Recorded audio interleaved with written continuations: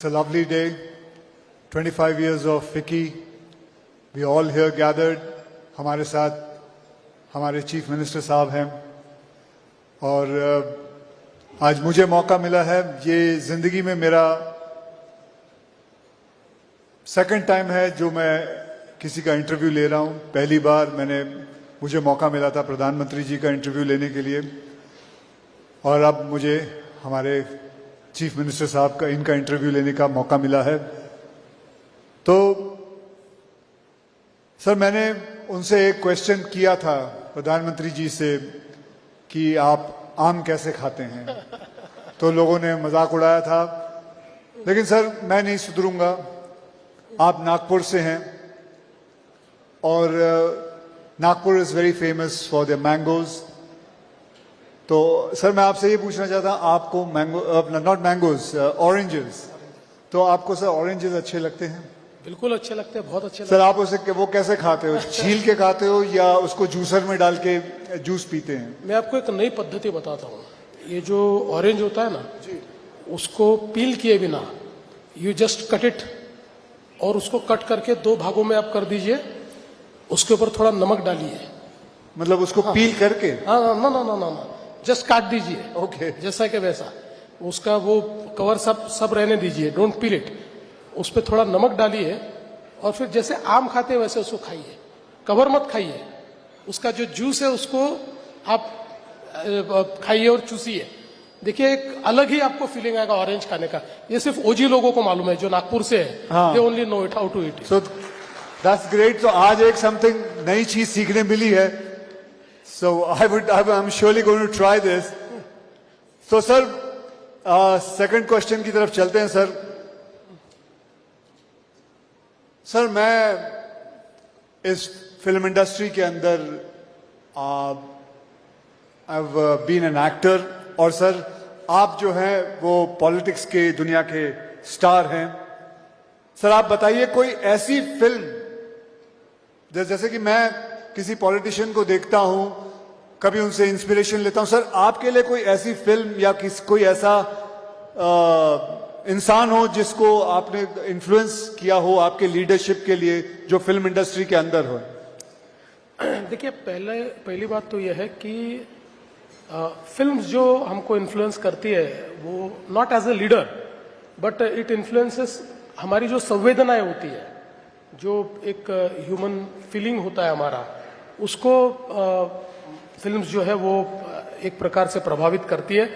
तो ऐसे कई फिल्मों ने मुझे प्रभावित किया है। लेकिन जहां तक आप पॉलिटिक्स की बात करेंगे तो एक फिल्म है जिसका मैं जिक्र करना चाहूंगा कि उस फिल्म ने मुझे प्रभावित तो किया, लेकिन उस फिल्म ने मेरे लिए इतनी समस्याएं बढ़ाई, और वो फिल्म है नायक। हाँ, वो नायक फिल्म में अनिल कपूर जी एक दिन के चीफ मिनिस्टर बनके दिन भर में इतने काम कर देते हैं, तो मैं कहीं पर भी जाता हूं तो लोग मुझे कहते हैं नायक जैसा काम करो। देखो, एक दिन में कितना उन्होंने कर दिया, कैसे एक दिन में उन्होंने दुनिया बदल दी। तो मुझे एक दिन अनिल कपूर जी मिल गए। मैंने उनको कहा, क्यों बनाई हुई नायक? आप नायक और हम नालायक, ऐसा लोगों को लगने लग गया। एक दिन में इतनी सारी चीजें कैसे आपने कर दी उसके अंदर। तो मुझे ऐसा लगता है कि एक बेंचमार्क सेट करने का काम उसने किया है। बट अदरवाइज मुझे ऐसा लगता है कि फिल्मों ने एज ए ह्यूमन मेरी फीलिंग्स को शेप करने के लिए, मेरी इमोशंस को शेप करने के लिए, और हमेशा चूंकि कोई भी फील्ड ऐसा होता है कि जिस फील्ड में आप बार बार अगर कोई काम करते रहते हो तो कई बार आपकी इमोशंस जो है वो थोड़ी डीम होती है जी, थोड़ा आप यूज्ड टू हो जाते हैं। तो उन इमोशंस को जिंदा रखने का काम ये फिल्मों ने किया है, और मैं ऐसा मानता हूं कि फिल्म देखने के बाद मैं वही एक नॉर्मल आदमी बन जाता हूं जो मैं सालों से हूं। सर, आपने जैसे बताया कि नायक फिल्म के अंदर अनिल कपूर जी एक दिन के लिए चीफ मिनिस्टर बन जाते हैं। सर, अगर आपको मैं पूछूं कि एक दिन के लिए आप फिल्म के एक डायरेक्टर बन जाएं और फिल्म का नाम हो महाराष्ट्र, तो पहला सीन आप क्या पिक्चराइज करेंगे? मुझे ऐसा लगता है कि अगर महाराष्ट्र पे फिल्म बनती है तो पहला सीन होगा जिसमें छत्रपति शिवाजी महाराज ये राज्याभिषेक के लिए बैठे होंगे और इतने सालों की गुलामी के बाद फिर एक बार स्वराज्य का निर्माण, यही उसका पहला सीन होगा। तो सर मैं आपसे एक और चीज पूछना चाहूंगा, जैसे बॉलीवुड में हमारी हिंदी फिल्म इंडस्ट्री में रियल हीरोज दिखते हैं, आपके हिसाब से पॉलिटिक्स के रियल हीरो कौन है? देखिए, आज अगर हम लोग भारत को अगर हम देखें तो भारत के इस पूरे पॉलिटिकल हिस्ट्री में हमको रियल हीरो के रूप में हमारे प्रधानमंत्री नरेंद्र मोदी जी दिखाई देते हैं। और वो इसलिए दिखाई देते हैं कि he has walk the talk. जो चीजें हम लोग कहते थे, भारत से गरीबी हटाओ का नारा ये लगातार लगता रहा, लेकिन 10 साल में 25 करोड़ लोगों को गरीबी से बाहर निकालने का काम ये मोदी जी ने करके दिखाया। हम लोग फ्रेजाइल 5 इकोनॉमी से फर्स्ट 5 इकोनॉमी में आए। अब हम दुनिया की चौथी सबसे बड़ी अर्थव्यवस्था बन गए, जल्दी ही तीसरी सबसे बड़ी अर्थव्यवस्था बन रहे। आज चाहे वो टेक्नोलॉजी का क्षेत्र हो, चाहे वो डिफेंस मैन्युफैक्चरिंग का क्षेत्र हो, चाहे वो एवीजीसी का क्षेत्र हो, हर क्षेत्र में भारत वर्ल्ड से कॉम्पीट कर रहा है। तो मुझे ऐसा लगता है कि हमेशा हम लोग जब छोटे थे तब से हम कितने महान थे इसकी कहानियां सुनते आए, लेकिन हम महान कब बनेंगे ये हमको कोई बताता नहीं था। Now we know that we are on the path. 2047 में विकसित भारत, ये महान भारत का चित्र अब हमारे सामने है और उस चित्र को लाने वाले हमारे प्रधानमंत्री नरेंद्र मोदी जी हैं। बहुत खूब सर, बहुत बढ़िया सर, बहुत बढ़िया। तो सर बताइए, आज ये फिक्की का प्रोग्राम है, तो इसके अंदर एक ऐसा प्रश्न पूछना चाहता हूं सर आपको कि अगर आपको एक एलिवेटर पिच, यानी कि एक क्विक लेकिन जबरदस्त पिच देनी हो कोई इंटरनेशनल स्टूडियो को महाराष्ट्र में बिजनेस करने के लिए, तो वो पिच क्या, वो क्या बात आप उनको कहेंगे कि वो इंटरनेशनल स्टूडियो यहां आए? मैं उनको ऐसा कहूंगा कि महाराष्ट्र में इतनी बड़ी लीगेसी है कि हमने दादा साहब फाल्के से लेकर तो आज के कंटेंट क्रिएटर तक जो हमारी ओजी पोजीशन है वो कभी छोड़ी नहीं है। और इसलिए महाराष्ट्र ही ऐसी जगह है जो इन रियल सेंस एक एंटरटेनमेंट का कैपिटल है, ये कंटेंट का कैपिटल है। और इसलिए if somebody wants to come, somebody decides to come, they should come to Maharashtra, क्योंकि यहाँ पर केवल इकोसिस्टम नहीं है, यहाँ पर वाइब्रेंसी है, यहाँ पर लोग ऐसे हैं कि जिन्होंने सिनेमा को जिया है, जिन्होंने सिनेमा के जो अलग अलग एंगल्स होते हैं, सिनेमा में जो अलग अलग रोल्स होते हैं, बिहाइंड द सीन जो रोल्स होते हैं, इन सबको जीने वाली पीढ़ियां ये महाराष्ट्र में मौजूद है। इसलिए आप महाराष्ट्र आइए, ये मैं पिच करूंगा।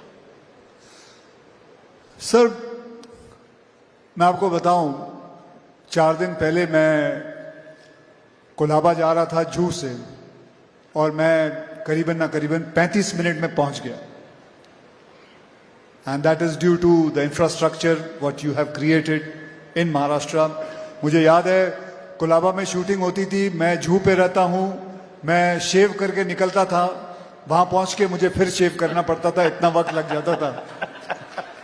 तो अब मैं बहुत जल्दी पहुंचने लग गया हूं। आपने साउथ बॉम्बे पहले अलग होता था, नॉर्थ बॉम्बे अलग होता था, आपने इन दोनों बॉम्बे को मिला दिया, दोनों मुंबई को मिला दिया, and now we are one Mumbai because of the infrastructure what you have created. तो ये इस पे तो आपने सर इतना बढ़िया काम कर रहे हो और हो रहा है।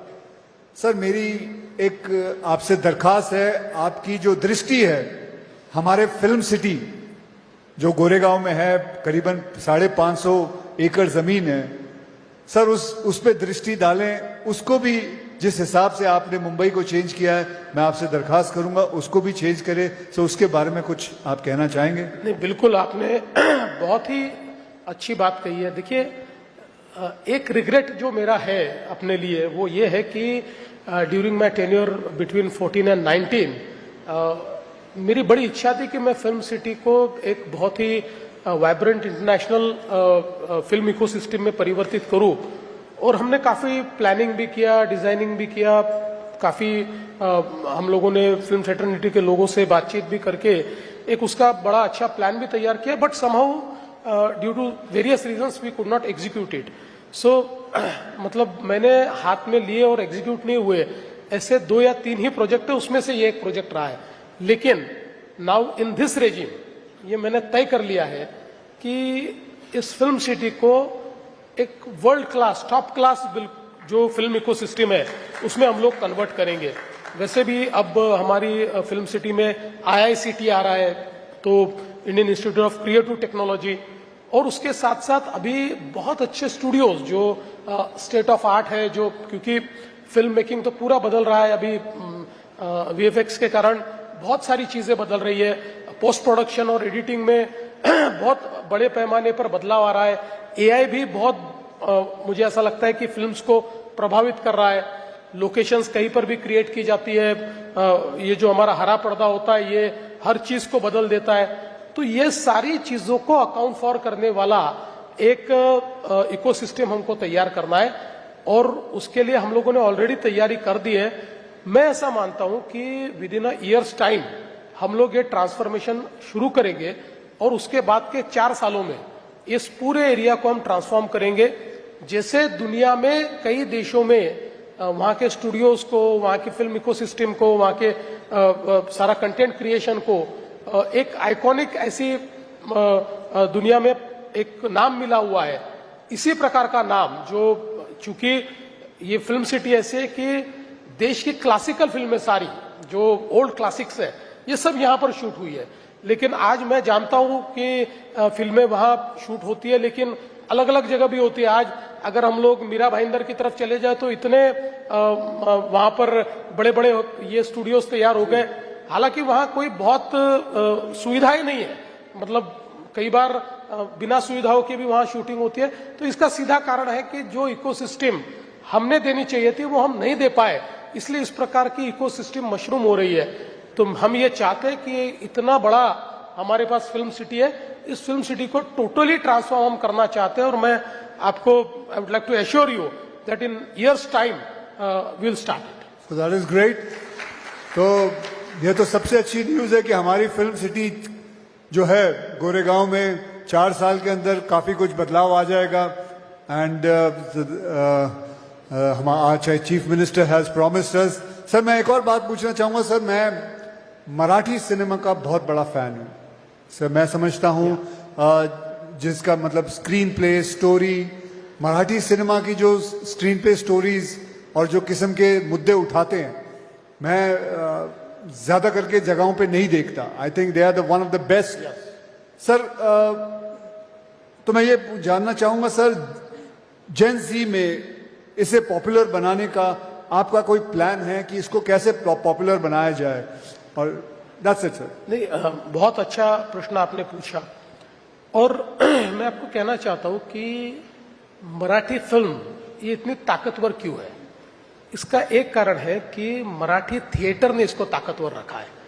आज भी अगर हम देखें तो देश में जो हमारे भाषाई थिएटर्स है, चाहे वो हिंदी हो या अलग अलग भाषाओं के थिएटर्स हो, इसमें कहीं ना कहीं हमको थोड़ा सा एक ऐसा लगता है कि समहाउ दे आर, मतलब उनकी शीन थोड़ी कम हो रही है, ऐसा हमको ध्यान में आता है. पर मराठी थिएटर इतना इनोवेटिव रहा है कि उसने मुझे ऐसा लगता है कि एक क्रिएटिविटी की या अभिव्यक्ति की जो मिसाल मराठी थिएटर ने कायम की. और आज भी आप देखिए मराठी जो हमारे ऑडियंस भी है वो भी बड़ा वाइब्रेंट ऑडियंस है. आज भी महाराष्ट्र में इतने मराठी नाटक तैयार होते हैं और उन नाटकों को देखने के लिए आज भी भीड़ लगती है, हाउसफुल नाटक चलते हैं. कई लोगों ने तो 10-10 हजार शोज का वर्ल्ड रिकॉर्ड तैयार किया हुआ है. तो ये जो चीजें हैं इसके कारण वही क्रिएटिविटी आज हमको मराठी फिल्म में भी देखने को मिलती है.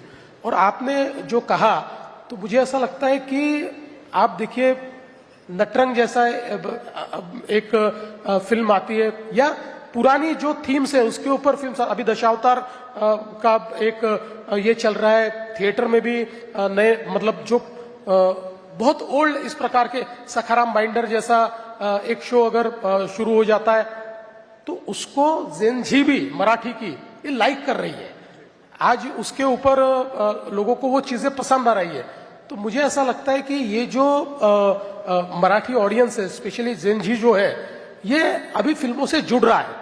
देखिए, एक ये जो क्रिएटिविटी बड़े पैमाने पर जो मराठी में हमको दिखाई पड़ती है, उसमें निश्चित रूप से मुझे ऐसा लगता है कि उसको आज मतलब एक समय ऐसा था कि हमारे मराठी फिल्म्स को कई बार थिएटर मिलने में तकलीफ होती थी, और कोई ब्लॉकबस्टर फिल्म आ जाए तो मराठी फिल्म का रिलीज रोकना पड़ता था। पर आज ऐसी स्थिति है कि एक ही दिन 2 मराठी फिल्में रिलीज होती है और दोनों ब्लॉकबस्टर हो रही है, दोनों बिल्कुल लोगों को पसंद आ रही है। तो ये एक बहुत बड़ा काम हो रहा है, और हम भी एज अ गवर्नमेंट, हमारा भी ये प्रयास है कि हम लोग मराठी फिल्म इंडस्ट्री को मदद करें। इसलिए कई योजनाएं भी महाराष्ट्र सरकार की ओर से हम चला रहे हैं कि जिससे हमारी मराठी फिल्म इंडस्ट्री को बूस्ट मिले। लेकिन आपने एक बहुत अच्छा मंत्र मुझे दिया है। देखिए, हमने कोई बहुत specific effort to connect Gen Z with Marathi films हमने नहीं किया है, और आज आपने मुझे एक नया मंत्र दिया है, how to connect Gen Z to Marathi films. अब इसके ऊपर मैं वर्क करूंगा। बहुत बढ़िया सर। आप महाराष्ट्र के चीफ मिनिस्टर साहब हैं, so you know the dark side of Maharashtra. आपको ऐसे ऐसे सीक्रेट्स पता है महाराष्ट्र के, about weather crime, everybody, the police reports to you, आपको सब पता है अंदर महाराष्ट्र में क्या क्या कहां क्या हो रहा है। तो सर, एक मैं आपसे बात पूछना चाहूंगा कि आप फिल्में देखते हैं? बिल्कुल देखता हूं। तो सर मुझे बताइए सर कि फिल्में जो है वो क्राइम को कॉपी कर रही है या क्राइम है वो फिल्मों को कॉपी कर रहा है? आप अंदर की बात जानते हो, आप ही को ये बात पता है। नहीं, मुझे ऐसा लगता है कि क्राइम फिल्मों से आगे निकल गया है, क्योंकि क्राइम फिल्मों से आगे निकल गए हैं। बिल्कुल। देखिए, जब तक स्ट्रीट क्राइम था तो स्ट्रीट क्राइम में लोग फिल्मों को कॉपी करते थे। लोगों को ऐसा लगता था कि फिल्म में अगर कोई बड़ा गुंडा दिखता है तो वो जिस क्रिमिनल माइंडेड लोग उस प्रकार का गुंडा, थोड़ा हीरोइक गुंडा बनने की कोशिश करते थे, रॉबिन हुड बनने की भी लोग कोशिश करते थे। लेकिन अब जो है ये साइबर क्राइम का जमाना है, और ये साइबर क्रिमिनल्स इतनी तेजी से टेक्नोलॉजी को अडॉप्ट करते हुए आगे बढ़ते हैं कि आज हम लोगों के सामने एक बड़ा क्वेश्चन मार्क ये साइबर क्रिमिनल्स ने खड़ा किया है। हालांकि उसका जवाब भी टेक्नोलॉजी में ही है, और हमने वो टेक्नोलॉजी को तैयार किया है। तो मुझे अब लगता है कि आने वाली फिल्मों में हमारे जो हीरोज है, ये हीरोज साइबर वॉर को एक प्रकार से जीतने वाले हीरोज बनने चाहिए। वो साइबर वॉर को या साइबर क्राइम को रोकने वाले हीरोज, ये हमको देखने को साइबर क्राइम पे फिल्म बनानी चाहिए। बिल्कुल बिल्कुल बनानी चाहिए, क्योंकि देखिए, जिस प्रकार से साइबर क्राइम का एक आक्रमण हमारे ऊपर हो रहा है, आज मैं ऐसा मानता हूं कि हमारी जो पुलिस फोर्स है, उस पुलिस फोर्स में हमको पूरा ओरिएंटेशन चेंज करना पड़ रहा है। हमारी पुलिस फोर्स को अब ये ध्यान में लाना पड़ रहा है कि नाउ स्ट्रीट क्राइम ये बहुत आसान चीज है, इसको पकड़ना वगैरह। अभी सीसीटीवी नेटवर्क है, एआई एनेबल्ड सीसीटीवी है, वो फेस रिकॉग्निशन कर देते हैं, तो हर चीज का एविडेंस मिल जाता है। लेकिन ये जो डिजिटल क्राइम अभी हो रहा है, डीप फेक्स हो रहे हैं, फिशिंग हो रहा है, लोगों को फाइनेंशियल फ्रॉड्स में अटकाया जा रहा है, सेक्सटॉर्शन हो रहा है, ये बड़े भयानक क्राइम है जिसको अभी तक हमारी फिल्म इंडस्ट्री उस तरीके से शोकेस नहीं कर पाई है। तो मैं मानता हूं कि इसके ऊपर फिल्म भी बननी चाहिए, क्योंकि इसमें सबसे बड़ी बात जन जागृति है। आपने अक्षय जी खुद इसकी शुरुआत की है, आपने जन जागृति में बहुत बड़े पैमाने पर अवेयरनेस निर्माण करने के लिए कई कैंपेन्स आपने हमारे साथ भी किए हैं, अलग से भी आपने कई कैंपेन्स किए। तो मुझे लगता है कि चूंकि films they are the best communicators. Film जो कम्युनिकेट करती है, जो एक भावना को तैयार करती है, वो जो उसका पावर है, उस पावर को अब अनलीश करने के लिए मुझे लगता है कि फिल्मों को अब ये जो डिजिटल वॉरफेयर चल रहा है, इसमें भी फोकस करना चाहिए। मैं आपसे एक पूछना चाहता हूं सर, मैं एक फिल्म कर रहा हूं जिसमें मैं एक नेगेटिव रोल कर रहा है, तो करूं या नहीं करूं? अभी मैं विचार कर रहा हूं, क्योंकि वो एक नेगेटिव फिल्म, मतलब मैं एक रोल कर रहा हूं जिसके पिक्चर का नाम ही है हैवान।